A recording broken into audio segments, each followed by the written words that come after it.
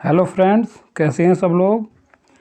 चलिए शुरू करते हैं आज के करंट अफेयर्स को, जो कि है हमारा 10 अगस्त 2021 का।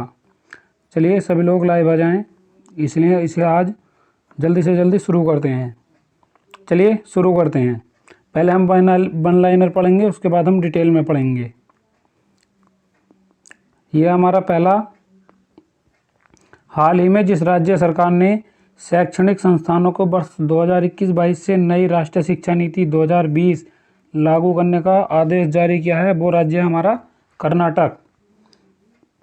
दूसरा है, हाल ही में जिस देश ने अपने सभी समुद्री राष्ट्रीय उद्यानों से मूंगे को नुकसान पहुंचाने वाले रसायनों से युक्त सनस्क्रीन पर प्रतिबंध लगा दिया गया है, वो है हमारा देश थाईलैंड। अगला है, केंद्रीय स्वास्थ्य मंत्री मनसुख मंडाविया के अनुसार भारत में क्षय रोग मतलब टीबी के जितने प्रतिशत मामले 15 से 45 आयु वर्ग के हैं, वो है हमारे 65%। आगे चलते हैं। हाल ही में जिस देश ने एंथ्रेक्स निमोनिया, क्या है हमारा एंथ्रेक्स निमोनिया, फिनोमोनिया, इसको इंग्लिश में बोलते हैं एंथ्रेक्स फिनोमिनिया, से एक मरीज के पीड़ित होने का पता चला है। तो इस रोग से जो पहला मरीज पीड़ित हुआ वो हुआ हमारा चीन में। आगे चलते हैं। भारत के जिस पूर्व हॉकी खिलाड़ी का 75 वर्ष की उम्र में निधन हो गया, वो है हमारे गोपाल भेंगरा। विश्व शेर दिवस वर्ल्ड लायन डे जिस दिन मनाया जाता है, वो मनाया जाता है हमारा 10 अगस्त को। आगे चलते हैं। वह राज्य सरकार जिसने काकोरी कांड का नाम बदलकर काकोरी ट्रेन एक्शन कर दिया है, वो है हमारा उत्तर प्रदेश। ऑस्ट्रेलिया के जिस पूर्व गेंदबाज को अफगानिस्तान क्रिकेट टीम का नया बॉलिंग कोच नियुक्त किया गया है, वो है हमारा शॉन टेट। अब आगे हम इसके बारे में सभी को डिटेल से पढ़ेंगे। चलिए शुरू करते हैं। यह हमारा ओलंपिक खेलों में अब शामिल किया जा सकता है क्रिकेट, आईसीसी ने की तैयारी, इसके बारे में पढ़ते हैं।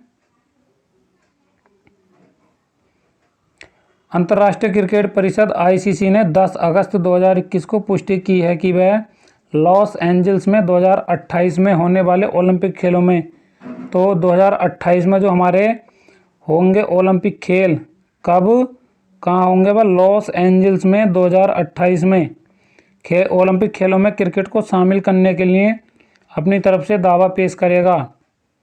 आईसीसी पिछले कुछ समय से क्रिकेट को ओलंपिक में शामिल करने की कोशिश कर रहा है। उसके इस दावे को बीसीसीआई का समर्थन भी हासिल है। बीसीसीआई सचिव जय शाह ने, तो बीसीसीआई का सचिव कौन है, हमारा जय शाह। और जय शाह कौन है, हमारा अमित शाह का जो बेटा है वो हमारा जय शाह है, जो कि अमित शाह इस समय हमारे गृह मंत्री हैं। तो जय शाह ने हाल ही में इस पर अपनी राय स्पष्ट की थी। आईसीसी ने ओलंपिक कार्य समूह भी गठित किया है, जो कि क्रिकेट को 2028 से ओलंपिक खेलों का हिस्सा बनाने की दिशा में काम करेगा। आईसीसी चेयरमैन ग्रेग बार्कले ने बयान में कहा कि हम सब इस दावे को लेकर एकमत हैं और हम ओलंपिक को क्रिकेट के भविष्य के रूप में देखते हैं। क्रिकेट को ओलंपिक में शामिल किया जाए, इस पर लंबे अरसे से मांग उठ रही है। भारतीय क्रिकेट कंट्रोल बोर्ड बीसीसीआई इस मुद्दे पर पहले से ही अपना रुख साफ कर चुका है। बीसीसीआई ने कहा है कि अगर क्रिकेट को ओलंपिक में शामिल किया जाता है तो भारत इसमें भाग लेगा। अब टोक्यो ओलंपिक 2020 खत्म होने के बाद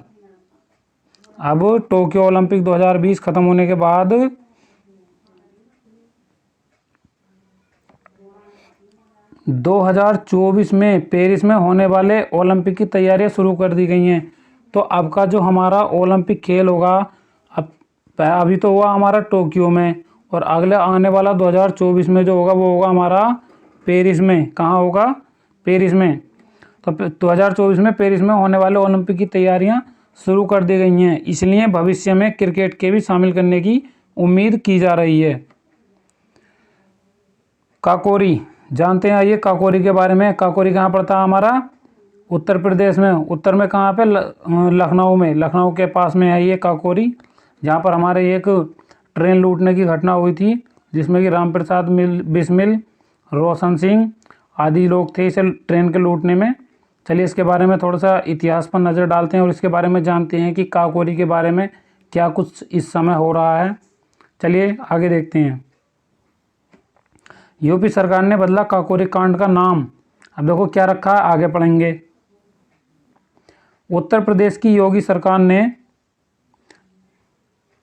काकोरी कांड का नाम बदलकर काकोरी ट्रेन एक्शन कर दिया है। इसका नाम, काकोरी का नाम बदलकर, काकोरी कांड का नाम बदलकर क्या रख दिया गया हमारा, काकोरी ट्रेन एक्शन कर दिया गया है। यूपी सरकार का मानना है कि कांड शब्द भारत के स्वतंत्रता संग्राम की तहत इस घटना के अपमान की भावना को दर्शाता है, इस वजह से इसका नाम बदला गया है। उत्तर प्रदेश सरकार ने चौरी चौरा महोत्सव कार्यक्रम के तहत काकोरी ट्रेन एक्शन की 97वीं वर्षगांठ मनाई है। कौन सी मनाई है भाई, हमारी वर्षगांठ, तो ये हमारा था चौरी चौरा महोत्सव, ठीक है। काकोरी ट्रेन एक्शन की 97वीं वर्षगांठ मनाई है। अब देखो इतिहास में नज़र डालते हैं। बता दें कि काकोरी में 9 अगस्त 2021 को मौके पर खास कार्यक्रमों का आयोजन किया गया। इस दौरान किस्सा गोई, तिरंगा यात्रा, फिल्म प्रदर्शनी समेत अन्य कार्यक्रम हुए। इस कार्यक्रम में मुख्यमंत्री योगी आदित्यनाथ, राज्यपाल आनंदीबेन पटेल समेत अन्य कई अतिथि शामिल हुए। उत्तर प्रदेश सरकार ने काकोरी कांड को अपमानजनक मानते हुए इसका नाम बदला है।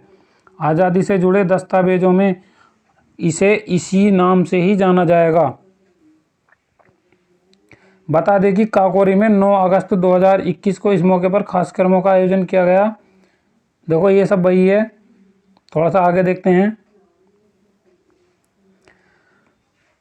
काकोरी कांड के लिए हमेशा राम प्रसाद बिस्मिल, अशफाक उल्ला खां, राजेंद्र नाथ लाहिड़ी, ठाकुर रोशन सिंह समेत, देखो कौन कौन थे इसमें, एक बार ध्यान से देख लेते हैं। ये थे हमारे राम प्रसाद बिस्मिल, अशफाक उल्ला खां, राजेंद्र नाथ लाहिड़ी, ठाकुर रोशन सिंह समेत कुल 10 क्रांतिकारी को याद किया जाता है। तो कुल कितने क्रांतिकारी थे हमारे, 10 क्रांतिकारी थे। यानी काकोरी कांड को अंजाम देने वालों में अधिकतर लोग हिंदुस्तान पब्लिक एसोसिएशन से जुड़े थे। इनमें से कुछ को बाद में इस मामले के लिए फांसी भी हो गई। इस पूरे कांड के दौरान जर्मनी के माउजर का इस्तेमाल किया गया। करीब 4000 रुपये लूटे गए थे। यह घटना एक ट्रेन से जुड़ी है जो 9 अगस्त 1925 को काकोरी में चली थी। कब हुई थी ये, 9 अगस्त 1925 को। आंदोलनकारियों ने इस ट्रेन को लूटने का प्लान बनाया था जब ट्रेन लखनऊ से लगभग 8 मील की दूरी पर थी। तो काकोरी की लखनऊ से कितनी दूरी हो गई, ये हो गई हमारी 8 मील की दूरी, ठीक है। तब उसमें बैठे 3 क्रांतिकारियों ने गाड़ी को रुकवाया और सरकारी खजाने को लूट लिया।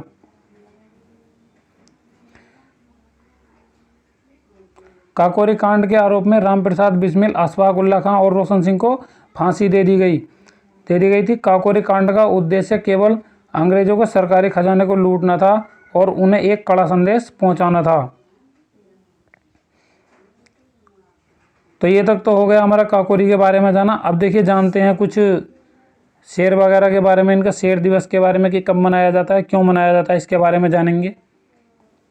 विश्व शेर दिवस 2021, ठीक है, इसका इतिहास पढ़ेंगे और महत्व जानेंगे।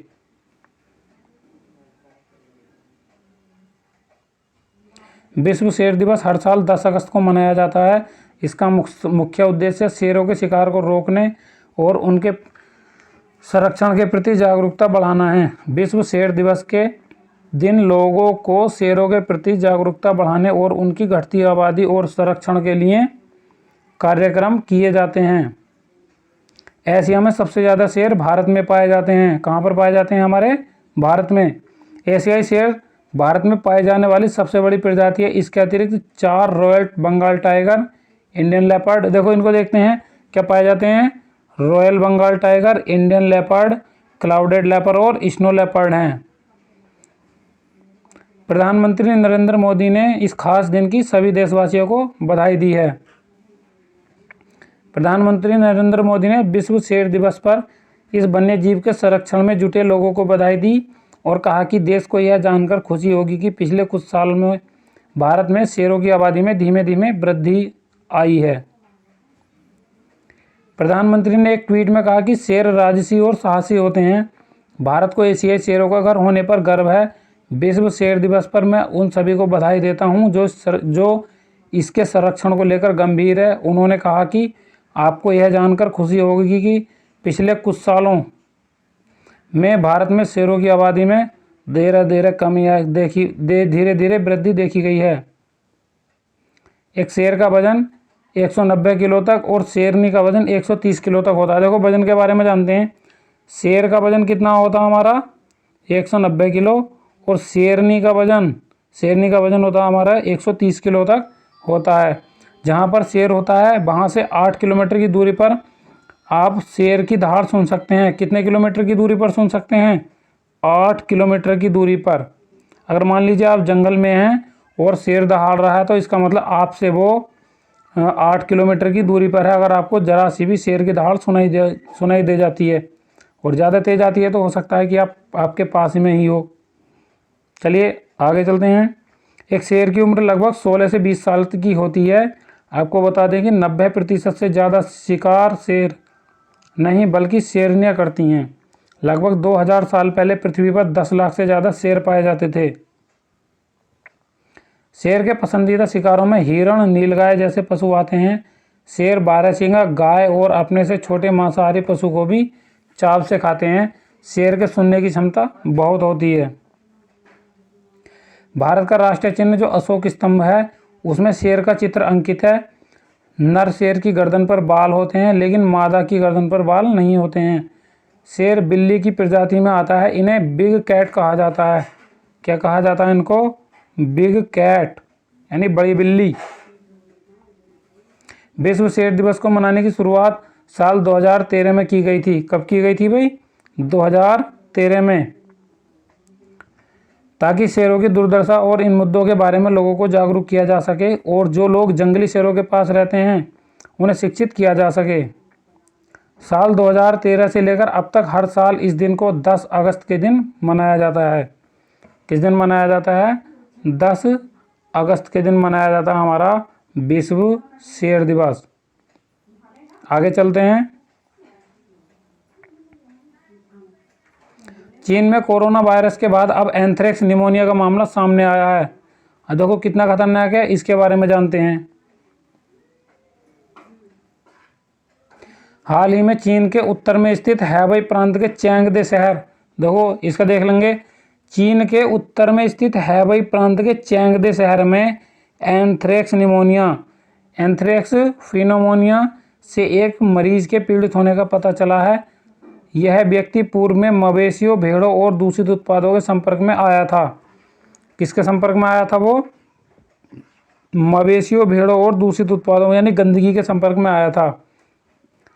सरकारी अखबार ग्लोबल टाइम्स ने बीजिंग रोग नियंत्रण एवं रोकथाम केंद्र बीजिंग CDC के हवाले से बताया है कि मरीज में लक्षण दिखने के बाद उसे 4 दिन पहले एम्बुलेंस से बीजिंग लाया गया था। ये बीजिंग क्या है? बीजिंग है हमारी चीन की राजधानी। क्या है हमारी? चीन की राजधानी। ये चीन की राजधानी है हमारी बीजिंग। ठीक है।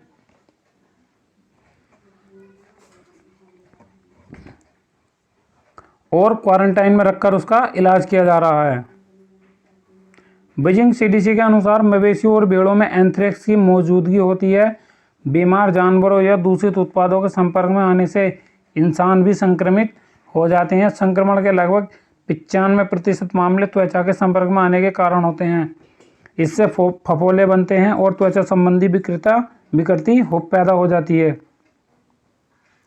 अब एंथ्रेक्स निमोनिया क्या है और कैसे फैलता है इसके बारे में जानेंगे। सबसे ज़्यादा खतरनाक एंथ्रेक्स निमोनिया होता है। यह बीमारी तब फैलती है जब किसी व्यक्ति में सांस के जरिए बैसिलस एंथ्रेक्स रोगाणु शरीर में चला जाता है। एंथ्रेक्स इंसान से इंसान के बीच सीधे फैल सकता है, लेकिन यह फ्लू या कोविड-19 की तरह संक्रामक नहीं है। रिपोर्ट में कहा गया है कि बैसिलस एंथ्रेक्स रोगाणुओं का समूह होता है इसके उपचार में कई एंटीबायोटिक प्रभावी होते हैं। तो क्या होता है हमारा बैसिलस एंथ्रेक्स जो रोगाणुओं का समूह होता है। आगे चलते हैं, देखो मोदी जी क्या कह रहे हैं इसके बारे में जानते हैं। पीएम मोदी ने रचा इतिहास, यूएनएससी की एक उच्च स्तरीय बैठक की अध्यक्षता करने वाले भारत के पहले प्रधानमंत्री। चलिए पढ़ते हैं आगे। प्रधानमंत्री नरेंद्र मोदी संयुक्त राष्ट्र सुरक्षा परिषद की बैठक में 9 अगस्त 2021 को इतिहास रच दिया, जब पीएम मोदी वीडियो कॉन्फ्रेंसिंग के माध्यम से संयुक्त राष्ट्र सुरक्षा परिषद यूएनएससी की एक उच्च स्तरीय खुली परिचर्चा की अध्यक्षता की। तो वह ऐसा करने वाले भारत के पहले प्रधानमंत्री हैं। सो फ्रेंड्स, आज के लिए इतना ही। आगे भी हम इसी तरह करंट अफेयर्स की क्लास प्रोवाइड कराएंगे और सभी लोग चैनल को लाइक, जो हमारे वीडियो उसको लाइक ज़रूर करें और चैनल को सब्सक्राइब करें, ताकि आपको रोज़ हमारे होने वाली वीडियो जो करंट जीके के ऊपर हम वीडियो बनाते हैं उसका नोटिफिकेशन आपके फ़ोन पर आ सके और आपसे एक भी क्लास मिस ना हो। यह बिल्कुल फ्री क्लास है, इसमें कोई पेड वगैरह कुछ नहीं है। ये हम अपनी और आपकी नॉलेज के लिए ही पढ़ा रहे हैं। So friend, thank you. जय हिंद।